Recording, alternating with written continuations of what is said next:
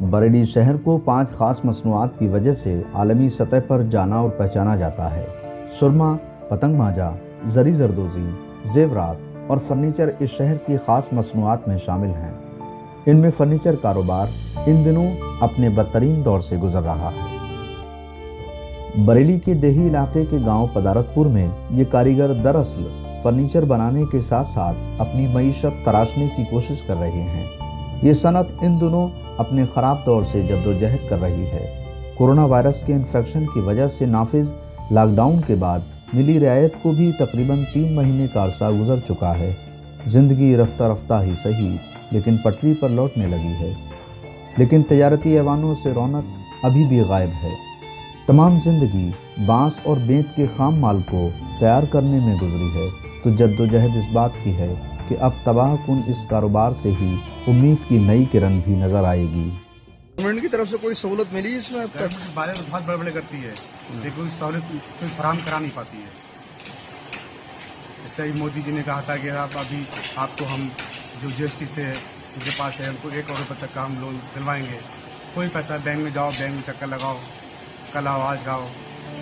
बरेली जिले में तकरीबन 4000 कारीगर फर्नीचर तैयार करने की सनत से मुंसलिक हैं। जिला इंडस्ट्री सेंटर में भी तकरीबन 1000 कारीगर दर्ज हैं।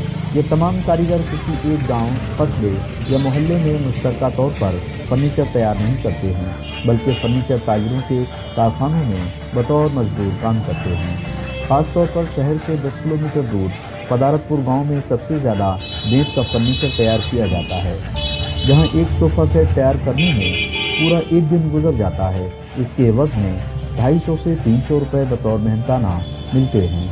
यही तैयार माल शहर के मुख्तलिफ शोरूम में सजाया जाता है और यहीं से फरोख्त होता है।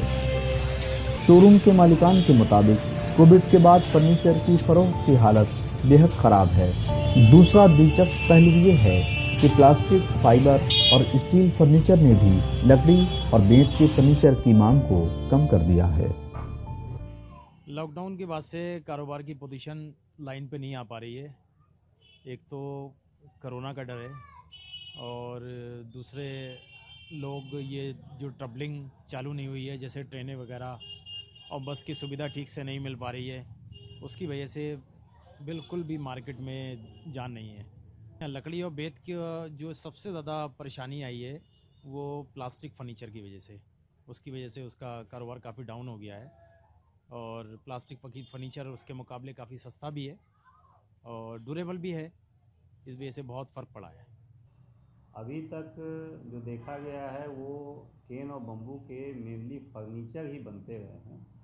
राज्य सरकार ने इसको चिन्हित किया है 1 डिस्ट्रिक्ट 1 प्रोडक्ट योजना के अंतर्गत इस उत्पाद को। और केन बम्बू के जो डिमांड है, उनके जो प्रोडक्ट्स हैं, केवल फर्नीचर ही नहीं, अलग अलग और जो प्रोडक्ट्स हैं जैसे गमले हैं, जैसे लैंप है, टेबल स्टैंड है, ये सब बहुत तरह के और भी फर्नीचर हैं, बोर्ड हैं।